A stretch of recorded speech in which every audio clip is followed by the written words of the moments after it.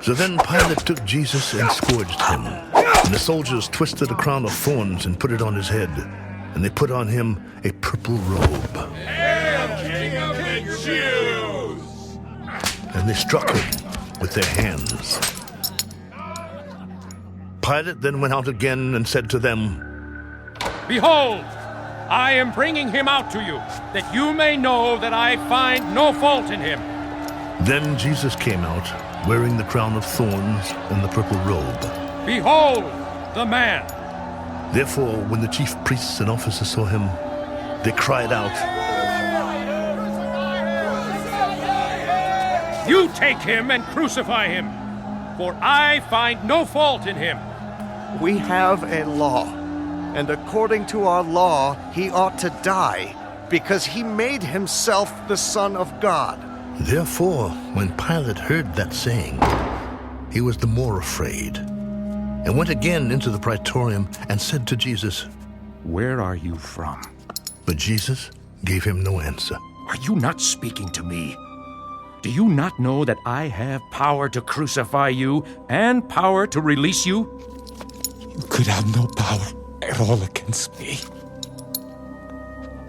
unless it had been given you from above. Therefore, the one who delivered me to you has the greater sin.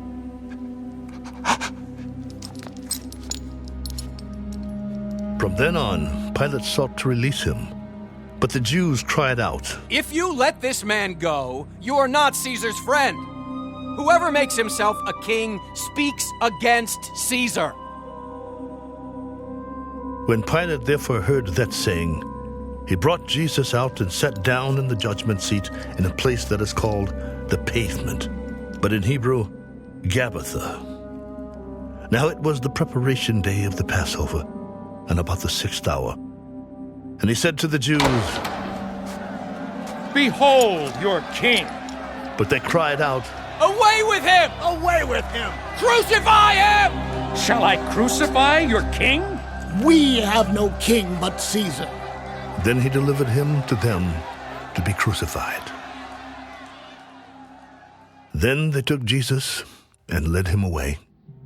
And he, bearing his cross, went out to a place called the Place of a Skull, which is called in Hebrew Golgotha, where they crucified him, and 2 others with him, one on either side, and Jesus in the center.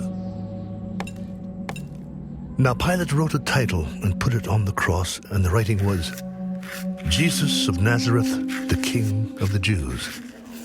Then many of the Jews read this title, for the place where Jesus was crucified was near the city, and it was written in Hebrew, Greek, and Latin. Therefore the chief priests of the Jews said to Pilate, Do not write the King of the Jews, but he said, I am the King of the Jews. What I have written, I have written. Then the soldiers, when they had crucified Jesus, took his garments and made 4 parts, to each soldier a part, and also the tunic. Now the tunic was without seam, woven from the top in one piece. They said therefore among themselves, Let us not tear it, but cast lots for it whose it shall be. that the scripture might be fulfilled, which says, They divided my garments among them, and for my clothing they cast lots. Therefore the soldiers did these things. Now there stood by the cross of Jesus his mother, and his mother's sister, Mary the wife of Clopas, and Mary Magdalene. When Jesus therefore saw his mother and the disciple whom he loved standing by, he said to his mother, Woman, behold your son. Then he said to the disciple, Behold your mother. And from that hour, that disciple took her to his own home. After this, Jesus, knowing that all things were now accomplished, that the scripture might be fulfilled, said, I thirst. Now a vessel full of sour wine was sitting there, and they filled a sponge with sour wine, put it on hyssop, put it to his mouth. So when Jesus had received the sour wine, he said, It is finished. And bowing his head, he gave up his spirit.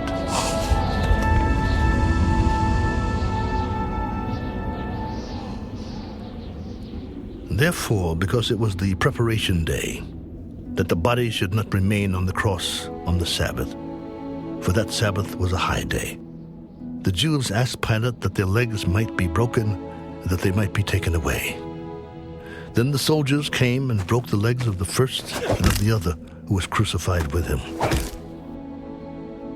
But when they came to Jesus and saw that he was already dead, they did not break his legs.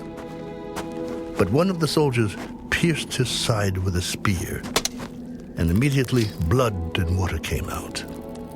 And he who has seen has testified, and his testimony is true, and he knows that he is telling the truth, so that you may believe.